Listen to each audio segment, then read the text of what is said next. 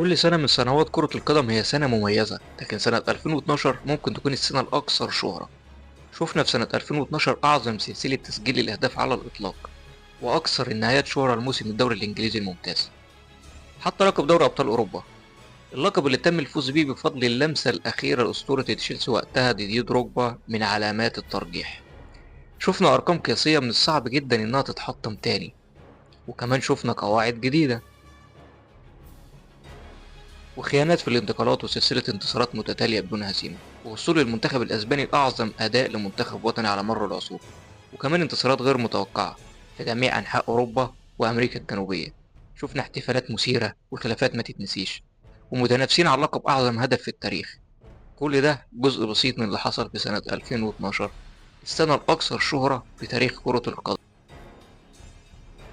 في يناير 2012 اتصدر ريال مدريد جدول الدوري على حساب برشلونة، صاحب المركز الثاني وقتها بفرق 5 نقاط، وده بالرغم من تألق ميسي التهديفي وتسجيله 17 هدف قبل نهاية السنة. وبيتقابل الفريقين في الكلاسيكو في كأس ملك أسبانيا، وده كان أول كلاسيكو لجوزيه مورينيو في يناير 2012، اللي كان تحدي كبير جدا بالنسبة له.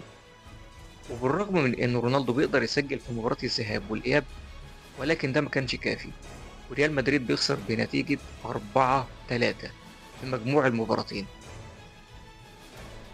وفي 9 يناير 2012 بيتألق نيمار صاحب ال17 سنة في الدوري البرازيلي قدام نادي فلامينجو، وبيكون حديث العالم بعدها بمهاراته وإمكانياته الرائعة، بترقيصه بأهدافه العالمية. لاعب بقى ساحر بكل معنى الكلمة، ساحر البرازيل الجديد، نيمار جونيور. وفي نفس الشهر بيقرر نادي اس ميلان الاستغناء عن لاعب الوسط الإيطالي أندريا بيرلو في نهاية الموسم لعدم حاجة الفريق إليه وكبر سنه. بيرلو اللي بيثبت لإس ميلان إنه كان أغبى قرار خدوه بعد ما مضى لليوفي وبدأ يتألق مع السيدة العجوز بتسجيله الأهداف وأدائه الرائع. بيبدأ شهر فبراير مع لويس سواريز اللي بيتوقف 8 مباريات بسبب عنصريته مع باتريس إبرا، وليفربول بدل ما يدين الموقف ده لأ ده دعم لويس سواريز. إزاي دعم لويس سواريز؟ عن طريق إن اللعيبة لبست تيشيرتات بتدعم المهاجم الأوروجواني في مباراة ويجن أثناء الإحماء، وده أثار ضجة كبيرة جدا في الإعلام الإنجليزي، عشان بعد أسبوعين يلعب ليفربول مع مانشستر يونايتد على ملعب الأولد ترافورد. وسواريز اللي كان واعد إنه يصافح ويسلم على باتريس إفرا تجاهل باتريس إفرا مرة تانية، وحصلت إثارة كبيرة جدا قبل المباراة، عشان بعد كده يرجع مانشستر يونايتد يكسب 3-1 ويحتفل باتريس إفرا بشكل جنوني. وبرضه في نفس الشهر فابيو كابيلو استقال من منصبه كمدرب لمنتخب إنجلترا، وده بعد سحب شرط القيادة من جون تيري بقرار من الاتحاد الإنجليزي، وده كان رد على عنصرية جون تيري على أنتون فيرديناند. لكن بعيدا عن العنصرية، في مانشستر سيتي كان متقدم على مانشستر يونايتد في جدول الدوري بفرق نقطتين، وبدأ الجمهور يشوف إنه خلاص قرب إنه يحقق أول لقب ليه في الدوري الإنجليزي. وفي أسبانيا ميسي كان بيحطم أرقام قياسية، وقدر إن هو يسجل 4 أهداف قدام فالنسيا، وكمان يسجل 5 أهداف قدام باير ليفركوزن عشان يوصل ل20 هدف في نهاية شهر فبراير فقط. وكان الرقم القياسي لعدد أهداف في سنة ميلادية واحدة هو 85 هدف. لكن بالرغم من تألق ميسي ده مع برشلونة وكم الأهداف اللي سجلها، لكن ريال مدريد قدر إن هو يوسع الفارق بينه وبين برشلونة ل10 نقاط في الدوري ويقرب من اللقب. في الشهر ده حصلت معجزة كروية على مستوى كرة القدم الأفريقية، وبالتحديد بطولة كأس أفريقيا. زامبيا بتفاجئ الكل وبتفوز بأول لقب ليها في تاريخها بركلات الترجيح. وضد مين؟ ضد منتخب كوت ديفوار، المنتخب اللي كان مرشح إنه يفوز باللقب على حساب زامبيا، لكن زامبيا صنعت المستحيل وحققت المفاجأة. شهر مارس اللي كان فيه حدث هو الأهم في الشهر في الدوري الفرنسي.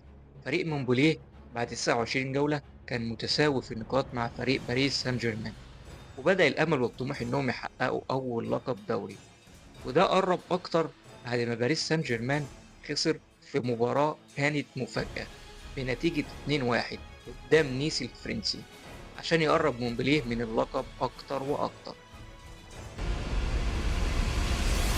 في إبريل بيتقابل تشيلسي مع نادي برشلونة في نص نهائي دوري أبطال أوروبا، وعكس كل التوقعات بيقدر تشيلسي إنه يسجل هدف ويفوز بمباراة الذهاب 1-0 على عكس كل التوقعات اللي كانت رايحة في سكة برشلونة. في مباراة الإياب بيطرد القائد جون تيري بعد ما كانت برشلونة متقدمة 1-0. ناس كده قالت خلاص برشلونة بنسبة كبيرة هتصعد، لكن بيقدر تشيلسي يسجل التعادل، وبعد كده بيسجل إنيستا هدف التقدم وبتكون النتيجة 2-1. وبعد كده بتحصل المفاجأة الكبيرة، بينزل فرناندو توريس في آخر الشوط التاني مكان ديديه دروجبا. برشلونة ضغط تشيلسي في آخر اللقاء عشان تسجل هدف وتصعد، ولكن اللي بيحصل عكس كل التوقعات، مفاجأة مدوية. مدافع نادي تشيلسي بيلعب الكورة لفرناندو توريس اللي بينطلق وبيتقدم ويرقص الحارس ويسجل هدف المكسب والصعود لنادي تشيلسي، وبيخرج برشلونة من دوري أبطال أوروبا. وريال مدريد بيضمن لقب الدوري، وبتزداد معاناة برشلونة بعد خسارة الدوري ودوري الأبطال. وبيواجه ريال مدريد بايرن ميونخ في نصف نهائي الأبطال التاني، وعكس كل التوقعات بيقدر فريق البايرن إنه يفوز على الريال بنتيجة 2-1 في ملعب أليانز أرينا، وبيصعد البايرن من ملعب السنتياجو بركلات الترجيح بعد ما تعادل الفريقين في نتيجة الماتشين. وبيفوز السيتي 1-0 على اليونايتد عشان يقرب أكتر من لقب الدوري الإنجليزي. وفي إيطاليا فضل اليوفنتوس بدون هزيمة، لكن كان متقدم على ميلان ب3 نقاط فقط مع نهاية اقتراب الموسم. في أسبانيا برغم إن رونالدو سجل 44 هدف، لكن ميسي تفوق عليه وقدر يسجل 5 أهداف في آخر مباراتين عشان يوصل ل50 هدف ويفوز بالحذاء الذهبي. وفي إيطاليا بيقدر يوفنتوس إنه يفوز بلقب الدوري بعد منافسة شرسة جدا مع نادي إس ميلان على مدار الموسم بالكامل، وبيقدر يفوز بدون أي خسارة في الدوري، ودي كانت بداية هيمنة اليوفي على ألقاب الدوري، وحققوا بعد كده 9 ألقاب متتالية. وفي ألمانيا بعد ما فاز بروسيا دورتموند بلقب الدوري بيقدر إنه يفوز بلقب الكاس على حساب غريمه التقليدي البايرن عشان يقدر يجمع ما بين الدوري والكاس والثنائية المحلية. ويثير التساؤلات على أداء البايرن قبل مباراته النهائية في دوري الأبطال قدام تشيلسي. وفي إنجلترا كان السيتي بيصنع المجد وبيسجل أجويرو هدف الفوز بلقب الدوري لأول مرة في تاريخ النادي.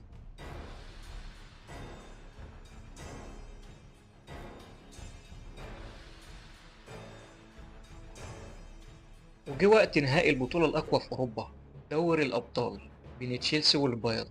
المباراة اللي كان مقرر ليها إنها تتلعب في ملعب الأليانز أرينا، وده اللي خلى المباراة تزداد صعوبة جدا على تشيلسي. لكن بالرغم من مستوى تشيلسي السيء وقتها إلا إنه قدر إنه يحد من خطورة البايرن لحد ما سجل مولر هدف براسه قلب المباراة وقلب المدرجات. وفي نهاية الشوط الثاني بيقدر دروجبا إنه يسجل هدف التعادل من ركلة ركنية، وبيلعبوا وقت إضافي، وبعد كده بيلعبوا ركلات الترجيح.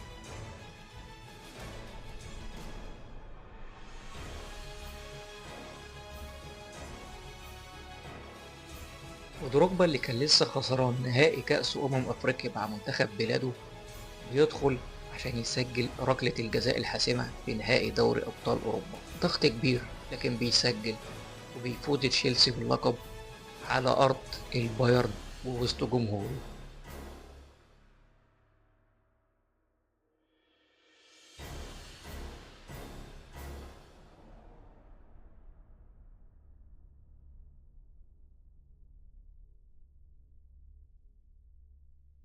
وفي يونيو بتفوز أسبانيا على البرتغال في نصف نهائي أوروبا وتصعد للنهائي.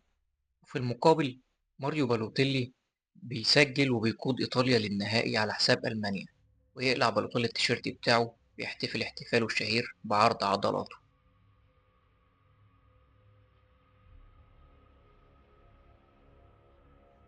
في يوليو بيقدر يحقق المنتخب الأسباني لقب كأس أوروبا على حساب إيطاليا.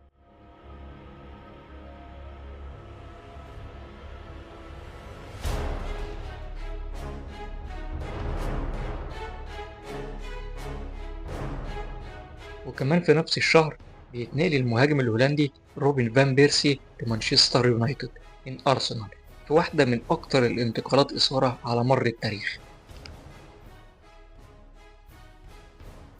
وفي ديسمبر ميسي اللي كسر كل الأرقام القياسية وسجل الأهداف قدر يحقق في سنة 2012 رقم قياسي بتسجيله أكبر عدد أهداف في سنة ميلادية واحدة، وسجل 91 هدف عشان يكون أعظم عام فردي للاعب على مر التاريخ، تفوقا على رونالدو اللي قدر يسجل 69 هدف.